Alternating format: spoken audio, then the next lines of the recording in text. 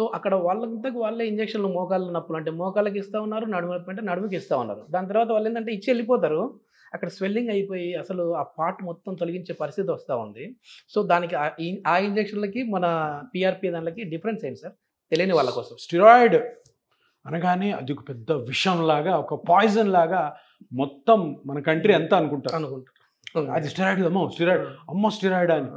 Steroid యాక్చువల్‌గా చాలా మంచిది. కాకపోతే మిస్‌యూజ్ అయిపోయింది. ఓకే. ఎంత డోస్‌లో? ఎంత అద్భుతమైన టాబ్లెట్, అద్భుతమైన ఇంజెక్షన్ అంటే కరెక్ట్‌గా యూజ్ చేస్తే చాలా బాగా పనిచేస్తుందన్నమాట. ఎందుకంటే టెంపరరీగా పనిచేస్తుంది. సో ఇది ఏమైంది, పురాతన కాలం నుంచి స్టెరాయిడ్ వాడడము, ఎంబీబీఎస్ డాక్టర్లు వాడడం, తర్వాత లోకల్ డాక్టర్స్ ఆర్ఎంపీలు ఎవరైతే వాడుతున్నారో దానివల్ల ఏమైందంటే అది కరెక్ట్గా యూజ్ చేస్తే బాగానే పోతుంది. అది మిస్యూజ్ అయింది అనుకోండి, ఆ స్టెరాయిడ్ వల్ల లాంగ్ టర్మ్లో వచ్చే కాంప్లికేషన్స్ ఎక్కువ ఉంటాయి. అంటే ఇప్పుడు ఒక స్టెరాయిడ్ టాబ్లెట్ పెట్టాం, వెంటనే నొప్పులు తగ్గిపోతాయి, జాయింట్ పెయిన్లు. అది ఏదో వారమో 10 రోజులు వాడచ్చు, జీవితాంతం వాడతారు. ఎందుకు? మెడికల్ షాప్ పోవడము, ఆ స్టెరాయిడ్ టాబ్లెట్ తెచ్చుకోవడం. లేదు, కొంతమంది అర్హత లేని డాక్టర్లు ఏం చేస్తారు, ఈ స్టెరాయిడ్ ఇంజెక్షన్ మోకాల్లో ఇస్తుంటారు.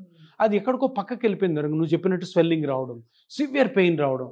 ఇంకోటి, స్టెరాయిడ్స్ రెగ్యులర్గా కానీ ఎక్కువ టైం కానీ మోకాళ్ళు యూజ్ చేస్తే నొప్పి తగ్గించవచ్చు, కానీ అది గుజ్జుని ఇంకా అరగదీసేస్తుంది.